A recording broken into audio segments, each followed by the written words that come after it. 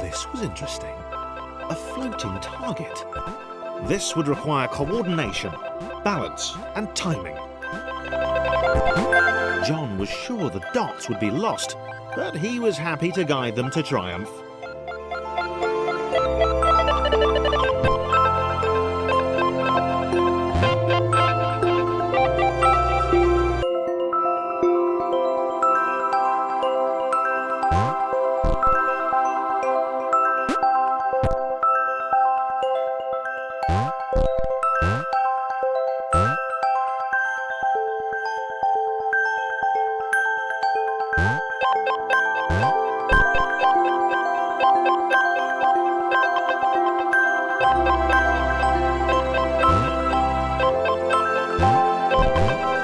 Maybe that's what the dots were for. They were there to extend John's reach, to make his performance even more impressive. John liked the thought. He decided to keep them.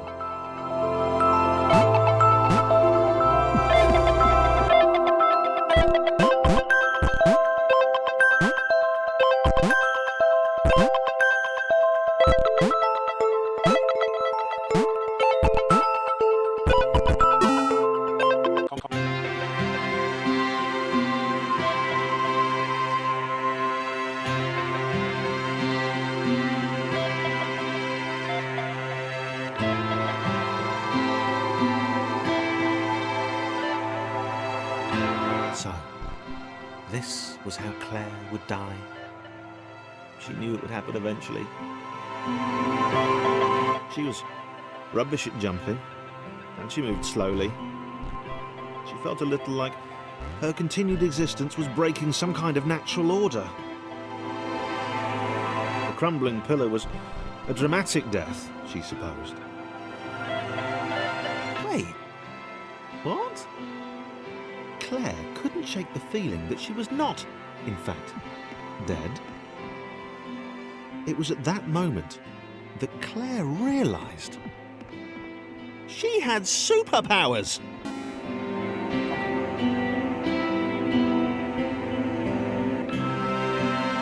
She'd need a cape. There was no getting around that. You couldn't be a superhero without a cape. Claire didn't want confusion. If you saw a cape, that made matters clear. You knew what you were dealing with. Claire was all about communication. And, you know, floating in water, which was her superpower.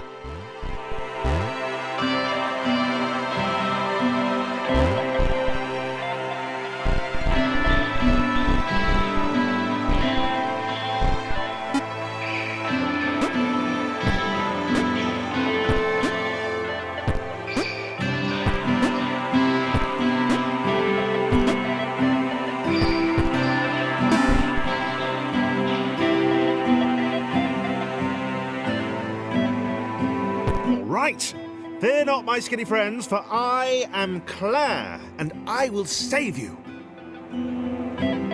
Claire needed to come up with a superhero name as soon as possible. Claire was rubbish.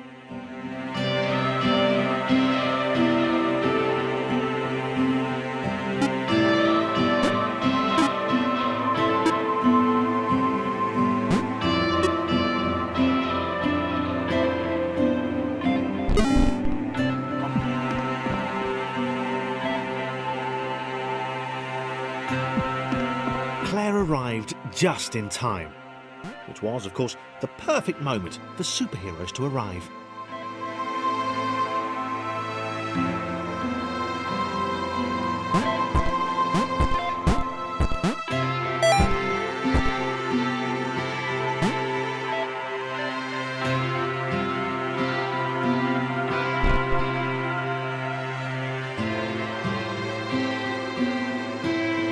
As the water began to rise, Claire vowed to save this little rectangle in as many restarts as it took.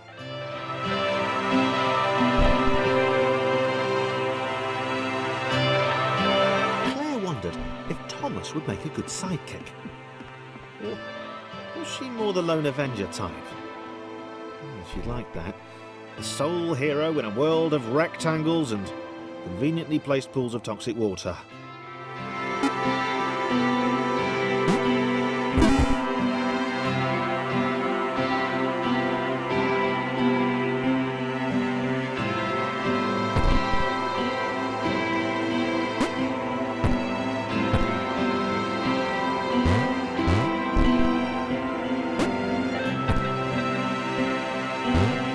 The others told Claire that staircases were a bit of a fixture here. Claire wondered why the world made it so difficult.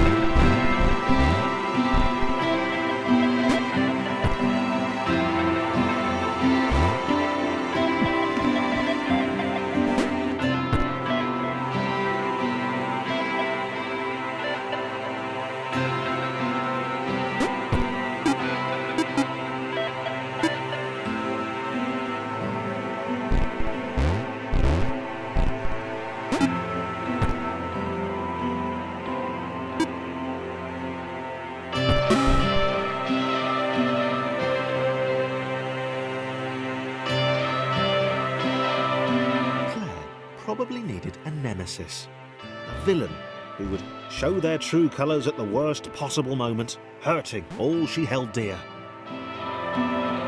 Chris was the most obvious choice. He seemed stroppy enough, and his jump was so pathetic that it conveniently avoided Claire's insecurities. Yes, Chris. Diabolical Chris. The fiendish Christopher.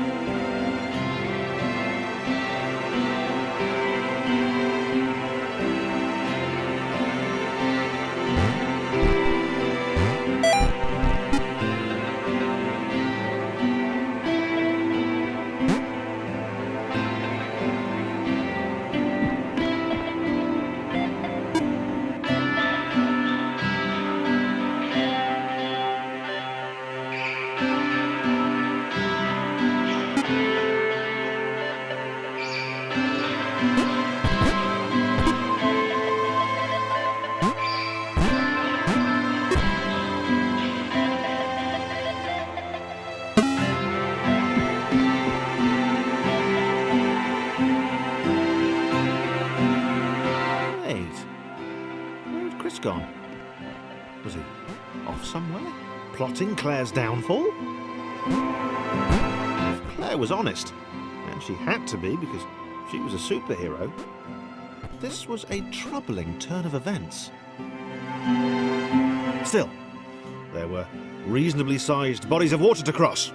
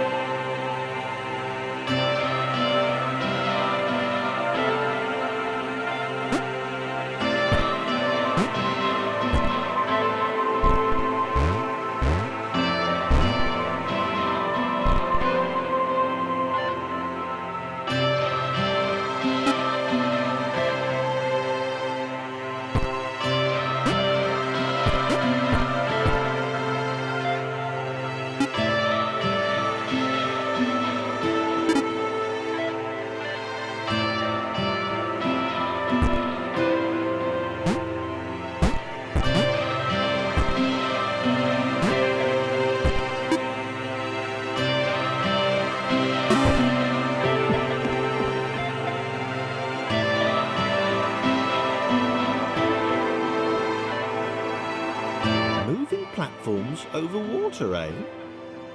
Claire's newly heightened senses told her that there were multiple paths across with various possible configurations of the little posse.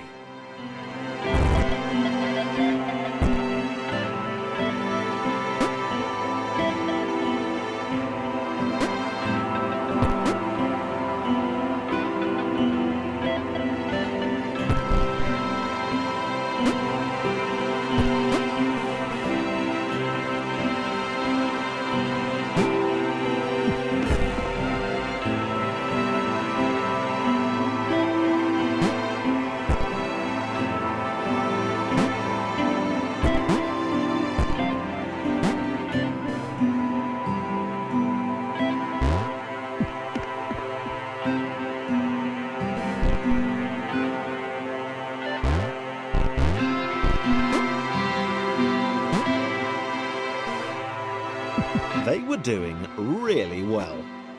Claire hoped she could get them all across. John was fully aware he could do this alone. Thomas hoped he'd never have to.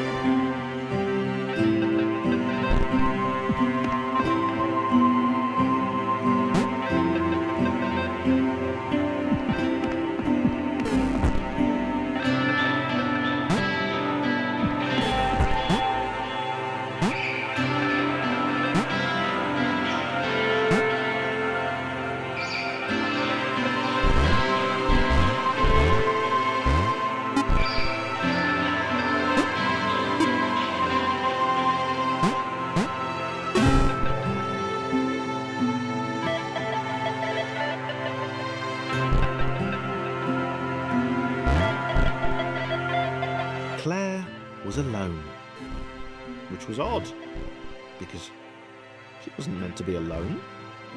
She needed to be where there were rectangles to save. Being the only superhero in a given space kind of defeats the object. Spikes? That was new. Claire avoided them. She decided they were most likely her kryptonite. Not the rubbish red kryptonite either, the proper radioactive green stuff.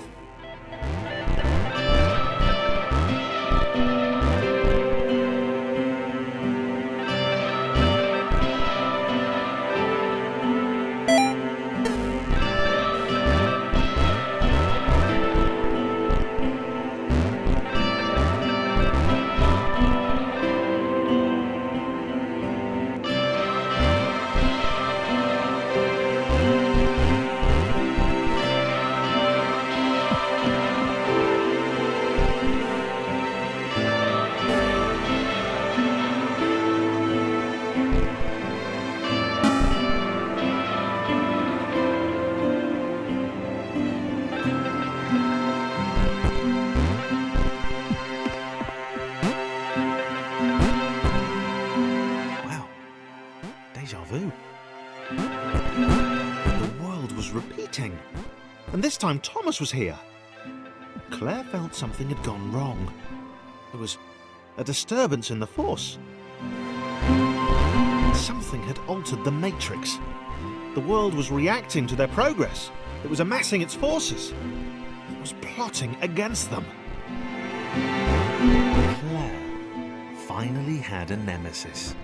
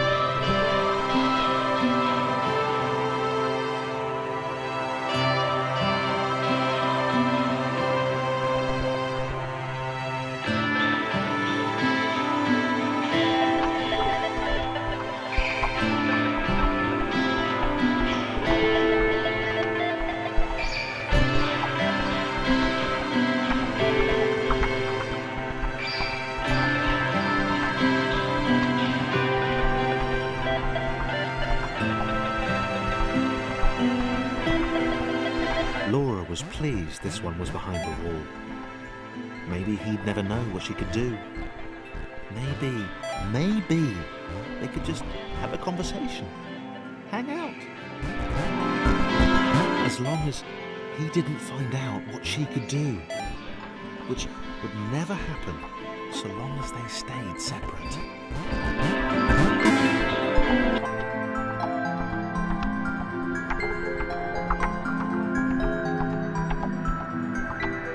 Laura didn't have time to worry about the ominous pixel cloud. It had been following her for some time, and it had kept itself to itself until now.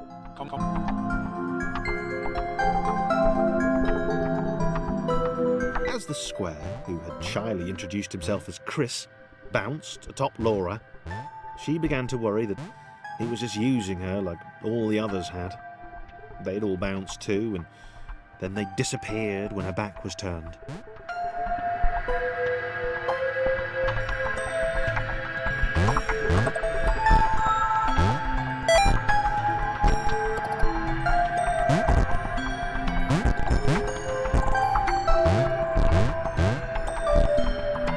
Only the ominous pixel cloud ever remained, looking a little bigger and a little less hungry with every disappearing friend.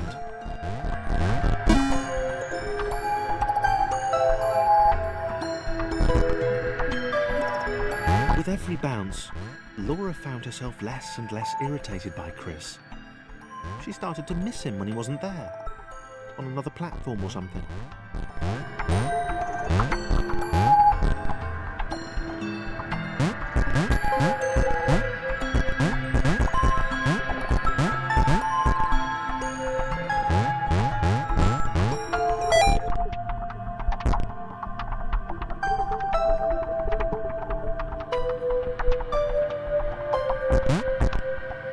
She'd wonder what he was up to. Was he missing her? He wasn't saying very much.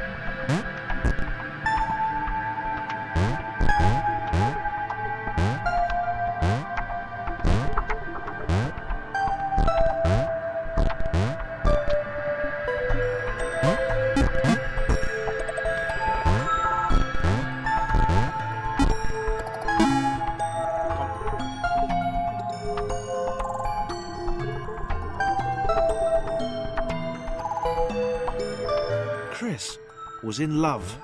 She was perfect. He had to tell her so. At some point, he would definitely tell her. Probably best to wait for a moment the large, ominous pixel cloud wasn't about, though. Yeah, probably best to wait.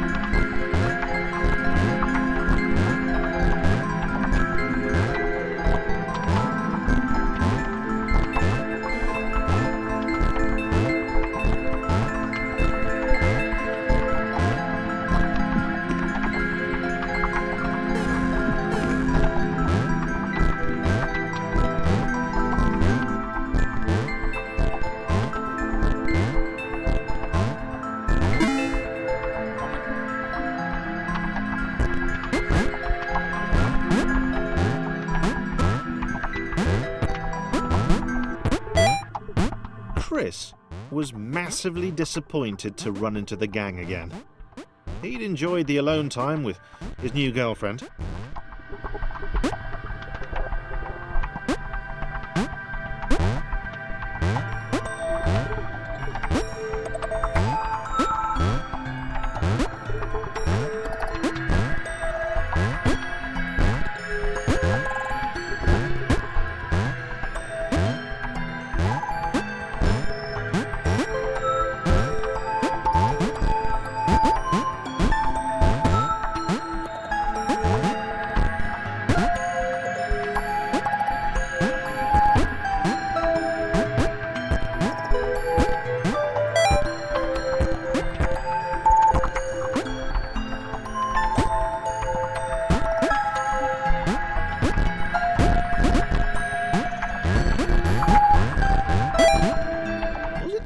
To refer to Laura as his girlfriend?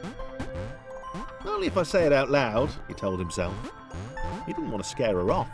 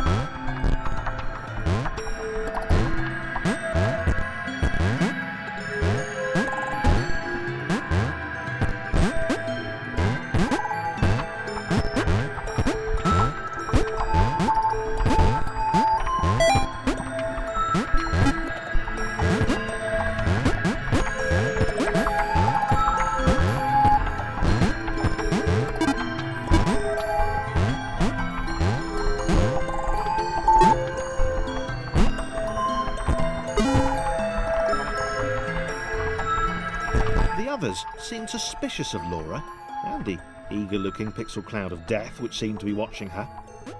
Sure, they'd use her inherent bounciness to reach slightly higher jump points, but they wouldn't strike up a conversation with her.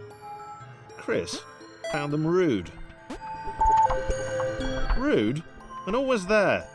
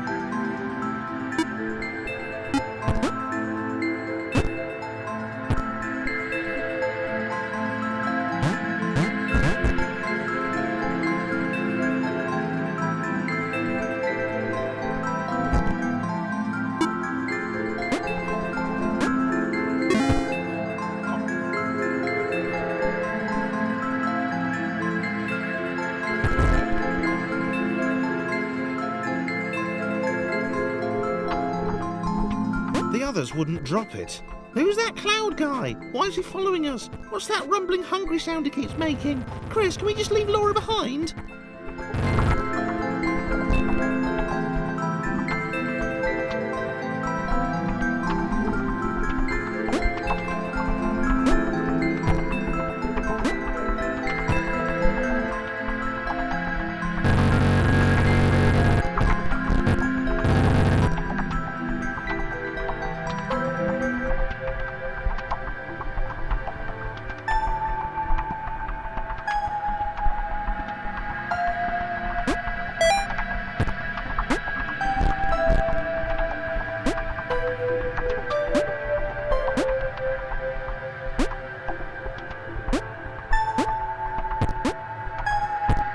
Rude.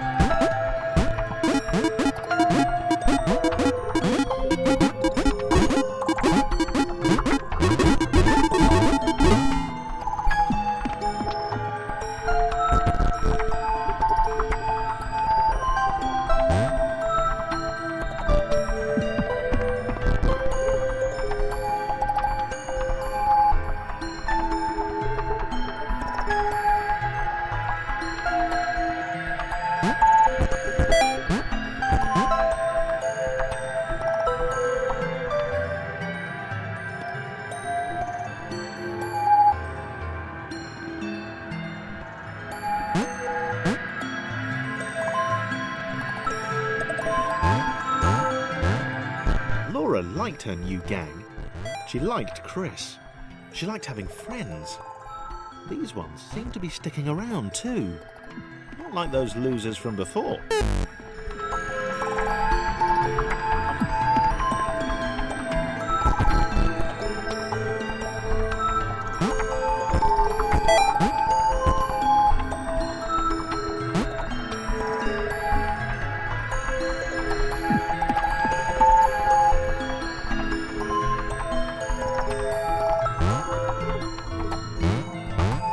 Laura liked her new gang. She liked Chris. She liked having friends. These ones seemed to be sticking around too. Not like those losers from before.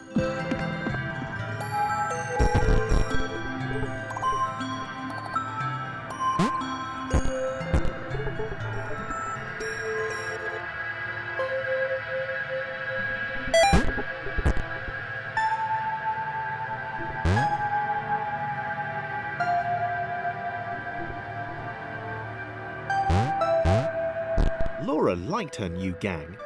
She liked Chris. She liked having friends. These ones seemed to be sticking around too. Not like those losers from before.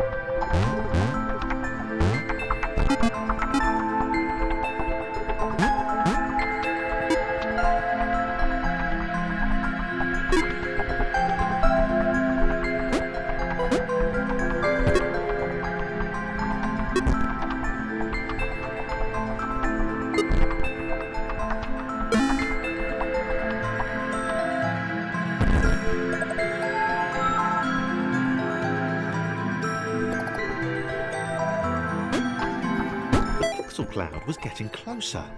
It was spending more and more time hovering around. Laura could tell it was making the others uncomfortable.